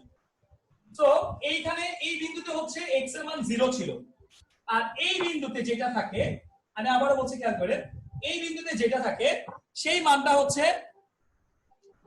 এই বিন্দুতে যেটা থাকে সেই মানটা হচ্ছে আমার আপার লিমিট, সেই মানটা হচ্ছে আমার আপার লিমিট। তো এখন আমি কিন্তু বলেই দিলাম যে আপার লিমিটটা আমাদের কত হবে? আপার লিমিট হবে আমাদের 3। আর যদি আপার লিমিট 3 হয়, তার মানে কি আমি বলতে পারছি না যে এই জায়গায় আমার x = 3 আছে, অর্থাৎ এই জায়গায় আমার আপার লিমিটটা আছে, এই বিন্দুতে, এই বিন্দুতে আমার আপার লিমিটটা আছে যেটা হচ্ছে x = 3, আর লোয়ার লিমিটটা হচ্ছে x = 0। আচ্ছা, সো আমার লিমিটটা হচ্ছে এরকম, লিমিটটা কি হচ্ছে? লিমিটটা হচ্ছে x = 0 থেকে 3 পর্যন্ত। ওই যে লিখেই দিয়েছে দেখো, o = 3। o মানে এই বিন্দুর নাম ছিল o, আর এই বিন্দুর নাম ছিল কিন্তু a, ঠিক আছে? ওইটাই বলছে যে x = 0 থেকে o = 3, এটা হলো আমার লিমিট। রিজভি অন্যমনস্ক হইও না, হ্যাঁ? ভাইয়া লিখো না, আমায় ডিস্টার্ব করতেছে। x = 0 থেকে o = এগুলো আসলে মানে ছেলে মানুষই কথাবার্তা বলো, এইচএসসি তে পড়ো, ইন্টারমিডিয়েটে পড়ো, 9 মানে 1 2 তে পড়ো না তোমরা। লিখো না, আমাকে ডিস্টার্ব করতেছে। হইছে, এখন ও তো মাত্রই আসলো না, আমি মুট করতে ভুলে গেছি। আচ্ছা, তাহলে লিমিটটা আমার লোয়ার লিমিট হচ্ছে 0, কারণ লোয়ার লিমিট আমরা সবসময় 0 থেকে স্টার্ট করব। আর এখানে আমরা 3 পর্যন্ত কেন যাব? কারণ 3 এর পরে নিলে এই রুটের ভিতরের মানগুলো অসংজ্ঞায়িত চলে আসে। সো আমার লোয়ার লিমিট হচ্ছে 0, আপার লিমিট হচ্ছে 3। লিমিট বের করে কি আমি বুঝতে পারছি? এই ম্যাথগুলোতে লিমিট বের করাটাই কিন্তু ফ্যাক্ট। লিমিট বের করে যদি বুঝতে পারি, বাকি জিনিস একদম পানির মতো ইজি, আগের চ্যাপ্টারের ম্যাথগুলোর মতো। আমরা কি লিমিট বের করে বুঝতে পেরেছি? লিমিট বের করে কি বুঝতে পেরেছি? তোমরা কেউ আওয়াজ দিচ্ছ না কেন? রিজভি নাই? রিজভি আছো না? নাই? আমি দিমু না তো, আওয়াজ দিমু না। আওয়াজ দিও, হ্যাঁ? বোবা হয়ে বসে দেখো না। না দিয়া কথা বলো, দিয়া কথা বলো। ভাইয়া আমি, হ্যাঁ ভাইয়া আমি আছি। আচ্ছা, লিমিট বের করাটা কি বুঝতে পারছি আমরা? হ্যাঁ, আগে থেকে ক্লিয়ার। ওকে, ফাইন। তাহলে 0 থেকে 3 পর্যন্ত হচ্ছে আমার আপার লিমিট আর লোয়ার লিমিট গেল, লিমিট বের করাটা গেল। সো লিমিট বের করাটা আসলে ফ্যাক্ট ছিল, বাকি জিনিসটা আসলে আর কোনো ব্যাপার না, বাকি জিনিসটা একদম ইজি। শান্তিতে আপনি চুপ করে বসে থাকেন, মিউট করে। ভাই আমি কিছু বুঝি না। মিউট করে বসে থাকেন আপনি। আচ্ছা আমার দোষ নাকি আমি ঢুকতে পারি না? আচ্ছা পরে দেখতেছি আমি। তোমাকে আপনার যখন ঢুকাই আপনার- আপনার কি হচ্ছে সেটা ডিউটি আমি- আসলো আপনার কি প্রবলেম হয়েছে সেটা আমি পরে শুনতেছি, মাঝখানে কথা বললেন না। হ্যাঁ, চুপ থাকি আমরা সবাই। লিমিট তো আমি বুঝি না, দিলে আমি আচ্ছা এখন তাহলে আমার ক্ষেত্রফল বের করতে গেলে আমরা কি করব? এই যে ওই ত্রিভুজটা কোনটা ছিল? ও এবি ত্রিভুজ ছিল, ওইটার ক্ষেত্রফল বের করব এবং সেটাকে 4 দ্বারা গুণ করব। আমি যদি 4 দ্বারা গুণ করি তাহলে আমার টোটাল ক্ষেত্রফলটা চলে আসবে। সো এই জিনিসটাকে আমরা এখন এইভাবে লিখব। সুতরাং মোট ক্ষেত্রফল ইকুয়াল টু 4 ইনটু ত্রিভুজ ক্ষেত্র ও এ বি এর ক্ষেত্রফল, এটাকে আমরা এইভাবে লিখব। অর্থাৎ একটা ত্রিভুজের ক্ষেত্রফল বের করে আমরা যদি ওটাকে 4 দ্বারা গুণ করে দেই তাইলে কিন্তু আমার টোটাল ক্ষেত্রফলটা চলে আসবে। আচ্ছা সো এবার চলে আসো 4 গুণ ত্রিভুজ ক্ষেত্র ওএবি এর ক্ষেত্রফল। ত্রিভুজ ক্ষেত্র ওএবি এর ক্ষেত্রফলটা কি হবে? ওই যে আগের ম্যাথে মানে 1 নম্বর ম্যাথে আমরা দেখাইছিলাম, এখানে একটা ইন্টিগ্রেশন নিয়ে আসতে হবে, যেটা একটা আপার লিমিট হবে একটা লোয়ার লিমিট হবে। আপার লিমিটে কি হবে? 3 হবে, আর লোয়ার লিমিটে কি হবে? 0 হবে। এবং মাঝখানের যে ক্ষেত্রফলটা, এই ক্ষেত্রফলটাকে বের করার জন্য ফর্মুলা হচ্ছে y dx। এই ক্ষেত্রফলটাকে বের করার জন্য ফর্মুলা হচ্ছে y dx। y dx টা কেন? এর আগেরটার মধ্যে সূত্র ছিল y1 y2 dx, আর এইটার মধ্যে সূত্র হচ্ছে y dx। কেউ কি বলতে পারে যে এখানে কেন y dx আর আগেরটার মধ্যে কেন y1 y2 ছিল?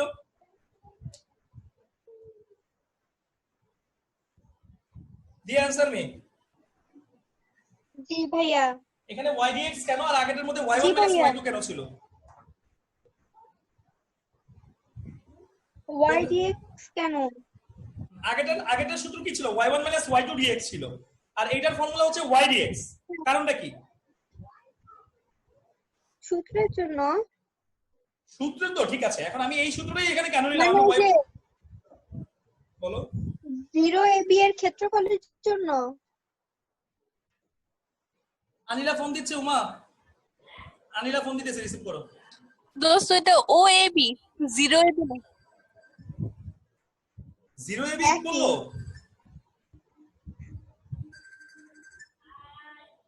OAB। আচ্ছা বলতে পারছেন না, ঠিক আছে আমি বলে দিচ্ছি। এর আগেটার মধ্যে আমাদের বক্ররেখা ছিল কয়টা? দুইটা বক্ররেখা ছিল। 1 নম্বর অঙ্কের মধ্যে বক্ররেখা ছিল দুইটা, এবং এই জন্য ওই বক্ররেখাটাকে বের করার জন্য আমরা একটা থেকে একটা মাইনাস করছিলাম। আর এই ম্যাথটার মধ্যে কিন্তু আমার বক্র কি রিসিভ করতেছে না কেন এখনো? এই ম্যাথটার মধ্যে কিন্তু আমাদের বক্ররেখা ছিল একটা। তাহলে যেই ম্যাথের মধ্যে তুমি দেখবা বক্ররেখা একটা, সেই ম্যাথের ফর্মুলা হচ্ছে y dx। আর যেই ম্যাথের মধ্যে বক্ররেখা থাকবে দুইটা, সেই ম্যাথের ফর্মুলা হবে y1 y2 dx। বুঝতে পারছি সবাই? রিজভি বুঝছো কি বলছি?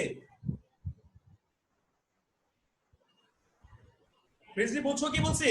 হ্যাঁ হ্যাঁ হ্যাঁ হ্যাঁ এই যে আচ্ছা যেই ম্যাথের মধ্যে বক্ররেখা দুইটা থাকবে সেখানে সূত্র হবে y1 y2 dx, আর যেখানে বক্ররেখা একটা থাকবে সেখানে সূত্র হবে y dx। যেহেতু আমার এই ম্যাথটার মধ্যে প্রশ্নের মধ্যে দেওয়াই আছে বক্ররেখা একটা, এবং আমরা যে ক্ষেত্রফল বের করছিলাম, আমি যে একটা চিত্র দেখাইছিলাম, সেই চিত্রের মধ্যে কিন্তু আমরা একটা অংশের ক্ষেত্রফল বের করতেছি। সেই অংশটা কে ছিল? OAB ত্রিভুজ ক্ষেত্র ছিল। তাহলে ওই অংশটা কি একটা অংশ? তো একটা অংশের ক্ষেত্রফল যখন তুমি বের করবা তখন ফর্মুলা দিতে হবে y dx।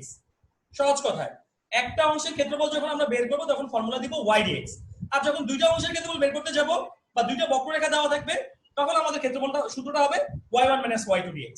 আচ্ছা তো এখন এখানে y এর মানটা কি বসবে? y এর মান কিন্তু আমরা অলরেডি ইতিমধ্যে বের করে ফেলছি। কি ছিল সেটা? উপরে 3 নিচে 0। এই y এর একটা মান দেওয়া ছিল, মানে মান বের করছিলাম, দেওয়া ছিল না, আমরা বের করে নিয়েছিলাম। সেই মানটা কি ছিল? 2/3 √9 - x², এরকম ছিল। তার মানে আমরা যদি এখন এইটুকু জিনিসকে ক্যালকুলেশন করি, এই যে এইটুকু যেটুকু আমি গোল দাগ দিয়ে দিলাম, এইটুকু জিনিসকে যদি আমরা এখন ক্যালকুলেশন করি তাহলে কিন্তু আমার অ্যানসারটা চলে আসবে। এইটুকু বানানো পর্যন্ত ছিল আমার এই চ্যাপ্টারের বেসিক। এই যে বানানো পর্যন্ত, প্রশ্নটা কিন্তু বানানো থাকে না, বানায় নিতে হয়। এই বানানোর পর্যন্ত ছিল আমার এই চ্যাপ্টারের বেসিক বা এই চ্যাপ্টারের হিন্টস। এই বানানোর পরের কাজটুকু কিন্তু আমরা প্রিভিয়াস চ্যাপ্টারে করে আসছি। অর্থাৎ 10.6 পর্যন্ত যে চ্যাপ্টারগুলো আমরা প্র্যাকটিস করছি ওই চ্যাপ্টারগুলিতে আমাদের ছিল কেমনে আমরা বানানোর পরের কাজগুলো করতে পারবো। এইটুকু আশা করছি সকলে ক্লিয়ার। সবাই ক্লিয়ার এইটুকু? হ্যাঁ কারো কোনো কোশ্চেন আছে? অনেক কোশ্চেন আছে। না না সানজিদা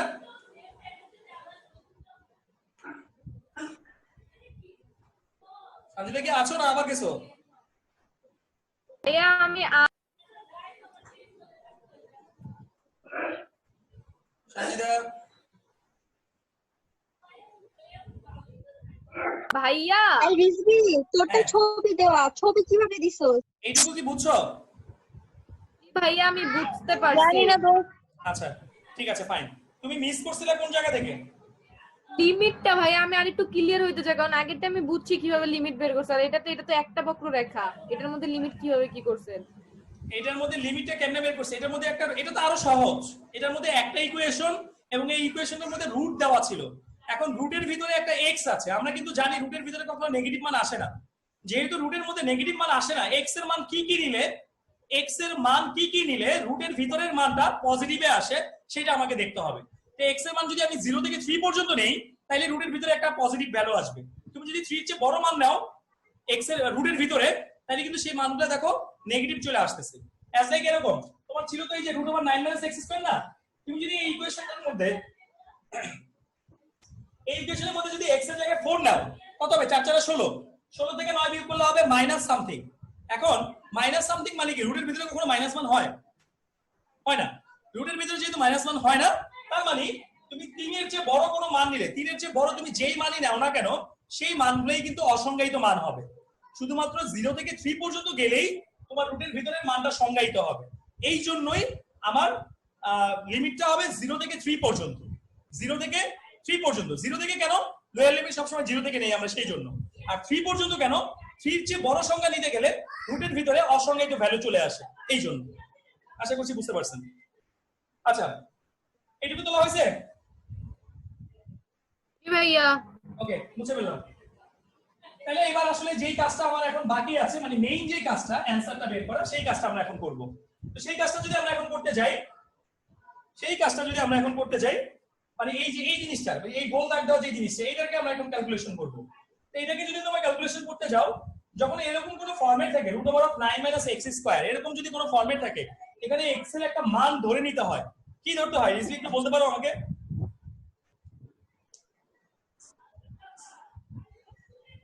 রিজভি, হ্যাঁ এইরকম ফরম্যাট থাকলে আমরা x এর একটা মান ধরে নেই, সেই মানটা কি?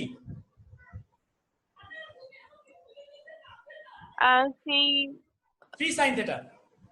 এরকম কনফিগারেশন থাকলে আমরা x এর মানটাকে 3 sin θ ধরে নিব। 3 sin θ যদি আমি ধরে নেই, তাহলে ভিতরে একটা ফর্মুলা চলে আসে আমার অটোমেটিক। ঠিক আছে? এটা কিন্তু আমরা পিছনে করছি 10.4 এ না 3 তে, কোন চ্যাপ্টারের জন্য করছিলাম, পিছনের দিকে আমরা কোন একটা চ্যাপ্টারে করছিলাম এটা। আচ্ছা মানে এরকম ম্যাথ। সো এখানে আমি ধরে নিব, কি ধরে নিব? x = 3 sin θ ধরে নিব। আমি যদি x = 3 sin θ ধরি, তাইলে এটাকে ddx করলে কি পাচ্ছ? সরি ddx তো করব না, dd θ করব। আমি যদি এটাকে dd θ করি, মানে dx/d θ করি, থিটা আগে চলে আসবে, আর sin θ কে dd θ করলে কি হবে? cos θ হবে। আচ্ছা সো এটাকে আড়াআড়ি গুণ করলে তুমি এরকম পাবা, dx = 3 cos θ d θ। আচ্ছা এখন আসেন, আমি কিন্তু আগেও বলছিলাম যে যখন আমরা ধরে কোনো ম্যাথ করতে যাই, এর আগের চ্যাপ্টারের বেসিক, অর্থাৎ 10.6 এর বেসিক, 10.6 এর মধ্যে আমরা জানি লিমিট চেঞ্জ হয়ে যায়, লিমিটটাকে চেঞ্জ করে নিতে হয়। তো লিমিটটাকে আমি কেমনে চেঞ্জ করব? আমার লোয়ার লিমিট কত ছিল? 0 ছিল। 0 মানে কি? x এর মান 0 হবে। তো x এর মান যদি 0 হয়, x = যদি আমার 0 হয়, এখান থেকে বের করো, এই যে এই ইকুয়েশন থেকে বের করো। এই ইকুয়েশনের মধ্যে x এর জায়গায় 0 বসাইলে এটা ইকুয়াল কি হচ্ছে? এটা ইকুয়াল কি হচ্ছে? x = 0 হইলে এটা ইকুয়াল টু ওটাও 0 হবে। আচ্ছা আবার x = 3 বসাবো একবার। x = যদি আমি 3 বসাই, এখানে যদি আমি x এর জায়গায় 3 বসাই, তাইলে এই 3 এর সাথে এই 3 গিয়ে 1 হয়ে যাবে। তার মানে sin θ = 1 হবে। আমি ভেঙেই করতেছি, তাইলে নাও বুঝতে পারি। 0 এর ক্যালকুলেশনটা এক লাইনে করে দিছি, কারণ এটা একদম এক বাক্যে বলে দেওয়া যায়। আর x = 3 হলে এরকম হচ্ছে 3 = 3 sin θ। 3 = যদি 3 sin θ হয়, এখান থেকে বের হচ্ছে এরকম sin θ = 1। আর sin θ = যদি 1 হয়, sin কত ডিগ্রি মান 1? 90 ডিগ্রি মান 1। আমরা জানি সবাই 9 এর সূত্র, sin 90 ডিগ্রি মান 1। 90 ডিগ্রি মান 1 মানে কি আমি এখানে লিখবো sin π/2। তাহলে এখান থেকে কি বের হচ্ছে আমার থিটা ইকুয়াল টু কি বের হচ্ছে π/2 বের হচ্ছে। এখান থেকে আমাদের বের হচ্ছে থিটা ইকুয়াল টু π/2। বুঝতে পারছি? এখান থেকে আমাদের বের হচ্ছে থিটা ইকুয়াল টু π/2। বুঝতে পারছি কি? হ্যাঁ ভাইয়া। আচ্ছা এটা আওয়াজ দিও। আচ্ছা তাহলে এখন আমরা এটাকে সলভ করব কিভাবে?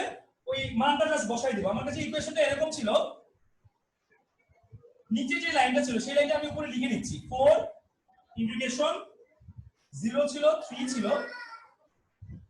2/3 √9 - x² ছিল। যাদের কাছে লেখা আছে তাদের লেখার দরকার নেই, আমার কাছে নিচে নাই, এই জন্য এই লাইনটাকে আমি উপরে লিখে নিলাম। নিচে যে লাইনটা লিখছিলাম সবার লাস্টে। এখন জাস্ট আমরা মান বসাবো। সো মান বসাতে গেলে আমার লিমিট চেঞ্জ করতে হবে। লিমিট কি হবে? লোয়ার লিমিট হবে আমার 0 আর আপার লিমিট হবে আমার π/2। সো বসাও, লোয়ার লিমিট 0, আপার লিমিট π/2। আর ভিতরে কি কি আছে? 2/3 √9 এই যে x টা, এই x এর জায়গায় তুমি কি বসাবা? 3 sin θ বসাবা। তো x এর জায়গায় যদি তুমি 3 sin θ বসাও, x এর জায়গায় যদি তুমি 3 sin θ বসাও 3 × 9 মানে 9 sin² θ হবে। আর dx এর একটা মান কিন্তু অলরেডি বের করছি আমরা। dx ইকুয়াল টু কি পাইছি? 3 cos θ d θ। এখানে ইনটু দিয়া 3 cos θ d θ বসে যাবে। আচ্ছা এখানে কিন্তু ইনটু, কেন এখানে একটা গুণ চিহ্ন আছে। তাহলে এখন আমরা ক্যালকুলেশন শুরু করব। ক্যালকুলেশন কিভাবে শুরু করব? এই যে 2/3 টা কনস্ট্যান্ট মান বাইরে চলে যাবে, মানে 4 × 2/3 হয়ে যাবে। লিমিট হলো 0 আর আপার লিমিট হচ্ছে π/2। আর ভিতরে দাঁড়াচ্ছে কি আমার? আমি যদি 9 কমন নেই, ভিতর থেকে যদি আমি এখান থেকে 9 কমন নেই তাহলে পাচ্ছি 1 - sin² θ। √9 কমন নিলে হচ্ছে, আমি ডাইরেক্ট লিখে দিই 9 cos² θ। বুঝবা সবাই? ডাইরেক্ট লিখলে কি বুঝবো আমরা সবাই, না ভেঙে করব? ভেঙে করেন ভাইয়া। ডাইরেক্ট তো বুঝাই যায়। আচ্ছা ভেঙেই করতেছি আমি, অসুবিধা নেই। আর এখানে যেটা ছিল ইনটু আকারে সেটা বসাই দিলাম, p cos θ d θ হয়ে গেল। সেখানে কি পাচ্ছ তুমি? 8/3 ইন্টিগ্রেশন 0 π/2।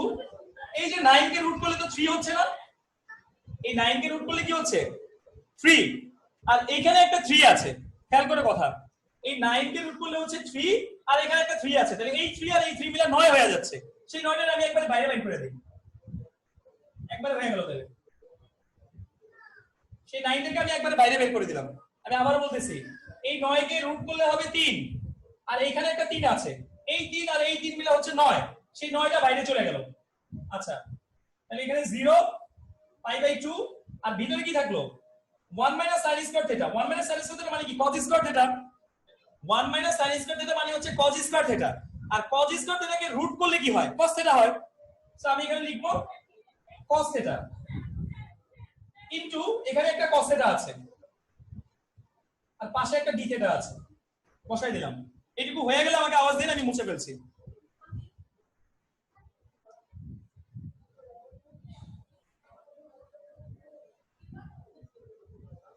ভাইয়া এটা কি লাস্ট ম্যাথ? মনে হয় এরকমই। লাস্ট ম্যাথ না প্রথম ম্যাথ, এটা আমরা আগে করি তারপরে বুঝবো। ভাইয়া খিদা লাগছে আমার। দিয়া তোমার সাথে আমি পরে কথা বলতেছি এই খিদার ব্যাপারে। হ্যাঁ আগে ম্যাথ শেষ করো। তোলা হয়েছে? খিদা লাগছে মানে তুই না খালি আবার খিদা লাগছে, আমি আবার খাই। রেসিপি তোলা হয়েছে? হইছে। ও কেমনে এটা বলতে পারে আমি বুঝতেছি না। আচ্ছা আমি তাহলে মুছে ফেললাম, লাস্টের লাইনটা রেখে বাকিটুকু সব মুছে ফেলি। আচ্ছা তাহলে আমার দাঁড়াচ্ছে কি? এখানে একটু কাটাকাটি যাচ্ছে, 3 × 9, 3 × 9 আর 3 × 8 24, অর্থাৎ এখানে 24 চলে আসলো। ইন্টিগ্রেশন 0 π/2 আর এখানে দাঁড়াচ্ছে cos² θ d θ। এবার আমরা এটাকে নরমাল নিয়মে সলভ করব। তো নরমাল নিয়মে সলভ করতে গেলে কিন্তু আমরা জানি যদি এরকম sine square theta cause square theta এরকম কিছু থাকে সেটাকে একটা সূত্রে কনভার্ট করে নিতে হয়। 2 cos স্কয়ার থিটার একটা ফর্মুলা আছে, মানে পাওয়ারটাকে সরাইতে হয়। পিছনে আমরা করছিলাম কোন একটা চ্যাপ্টারে। আমার কাজ হচ্ছে পাওয়ারটাকে সরাবো। এখন পাওয়ার সরাবো আমি কেমনে? পাওয়ার সরাইতে গেলে আমার মনে রাখতে হবে এখানে একটা সূত্র আছে 2 cos স্কয়ার থিটা দিয়া। তো 2 cos স্কয়ার থিটা দিয়ে যদি আমি এটাকে বানাইতে যাই, এটাকে আমি এইভাবে বানাবো 24 বাইরে একটা হাফ নিয়ে আসবো আর ভিতরে একটা 2 দিয়ে দিব। তাইলে এখানে হয়ে যাচ্ছে 12 0 পাই বাই 2 আর এখানে হচ্ছে কিন্তু এই যে 2 cos স্কয়ার থিটার একটা ফর্মুলা আছে। 2 cos স্কয়ার থিটার ফর্মুলা কি? রিজভি সব ব্ল্যাকে বসে রয়েছে। ভাইয়া মোস্টের কারেন্ট চলে গেছে। 2 cos স্কয়ার থিটার সূত্র হচ্ছে 1 cos 2 থিটা। হ্যাঁ, দিয়ে তুমি কি আমার ম্যাথ দেখতেছো না মেসেঞ্জার দেখতেছো? ভাইয়া মুখের সামনে চলে আসছে, আপনি দেখেন। আচ্ছা, এরপরের কাজটা কি করতে হবে সেটা নিশ্চয়ই আমরা জানি। এটুকু হয়েছে সবার? এটুকু তোলা শেষ করেন। মুছতে হবে আমার। আচ্ছা, আমি এই পাশেও করতে পারি। এরপরের কাজটা কি করতে হবে? 12 upper limit pi by 2 lower limit 0। এখন এটাকে আলাদা করে দিব আমি। এই যে 1 দিয়ে একবার d থিটা cos 2 থিটা দিয়ে একবার d থিটা। ঠিক আছে?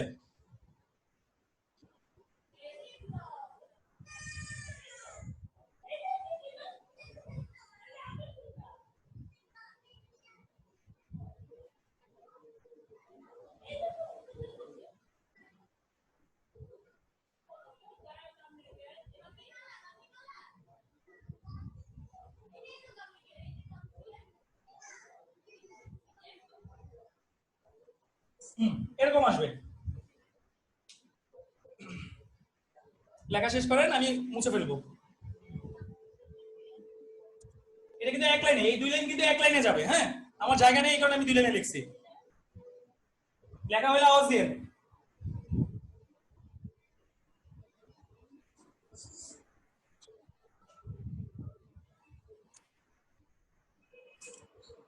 হয়েছে?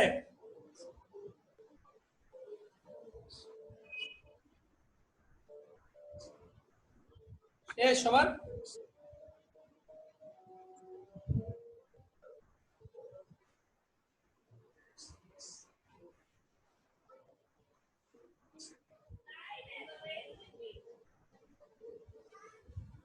রিজভি হয়েছে? দিয়ার হয়েছে? রিজভি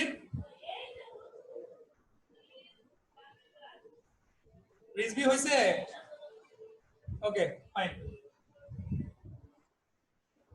তাহলে এখন বাকি কাজটা নিশ্চয়ই আমরা পারি।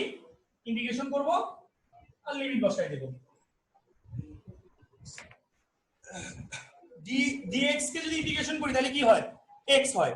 অর্থাৎ এটা হবে এরকম, 12 টা বাইরে থাকবে আর এখানে থাকবে x, উপরে পাই বাই 2 নিচে 0 প্লাস পরেরটাকে যদি আমি করি, এই যে এইটাকে, এই জিনিসটাকে যদি আমরা ইন্টিগ্রেশন করি তাহলে কি হবে? হাফ sin 2 থিটা হবে।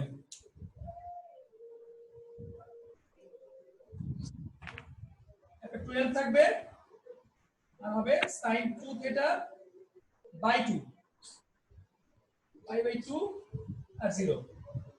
আচ্ছা, তাহলে এখানে হচ্ছে কি 12, এই যে লিমিট বসায় দাও, আবার লিমিট থেকে লোয়ার লিমিট মাইনাস করে দাও। তো x এর জায়গায় একবার পাই বাই 2 বসাবা, x এর জায়গায় একবার 0 বসাবা। তো এরকম পাই বাই 2 মাইনাস 0 প্লাস এই দুইটা বাইরে চলে যাবে, 2 মানে হাফ, 2 মানে হাফ, এই হাফটা বাইরে চলে যাবে আর ভিতরে থাকবে কি আমার sin 2 থিটা থাকবে। sin 2 থিটার মধ্যে আমি একবার পাই বাই 2 বসাবো আর একবার কি বসাবো? 0 বসাবো। তাহলে sin 2 থিটার মধ্যে যদি আমি পাই বাই 2 বসাই কি পাচ্ছি আমি? sin 2 ইনটু থিটার জায়গায় পাই বাই 2 বসবে একবার, আবার মাইনাস করব sin থিটার জায়গায় যদি 0 বসাই, 0 কে যদি গুণ করলে 0ই হয়, মানে sin 0ই হবে, এরকম হবে। তাহলে পাচ্ছি কাটাকাটি চলে যাচ্ছে, হচ্ছে 6 পাই, এখানে হচ্ছে 6 দ্বিগুণা 12 6, 2 চলে যাচ্ছে হচ্ছে কি sin পাই, আর sin 0 এর মান তো 0ই, sin 0 এর মান হচ্ছে 0ই। সো এই 0টা আমার গায়েব হয়ে যাবে।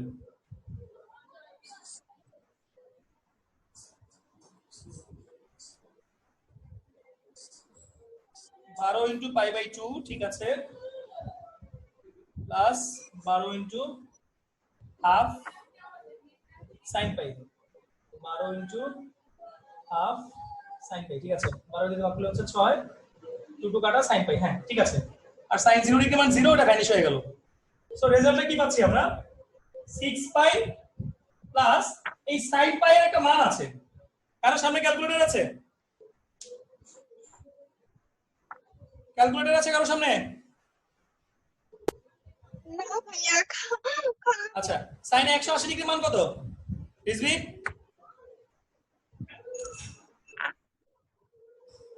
সাইন 180 মান কত? আমার কাছে নাই তো।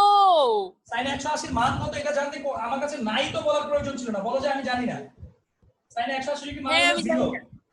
সাইন 180 ডিগ্রি মান 0, এটা পিছনে না, এগুলা তোমাকে শেখানো হয়েছে তোমাদেরকে। তাই এটার মান যদি 0 হয়, 6 দিয়ে 0 কে গুণ দিলে কি হবে? 0ই তো হবে।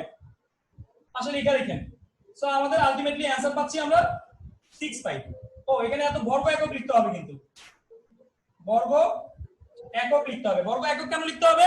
কারণ তুমি ক্ষেত্রফল বের করতেছো, এই জন্য বর্গ একক লিখতে হবে। ডান, তোলা শেষ করেন।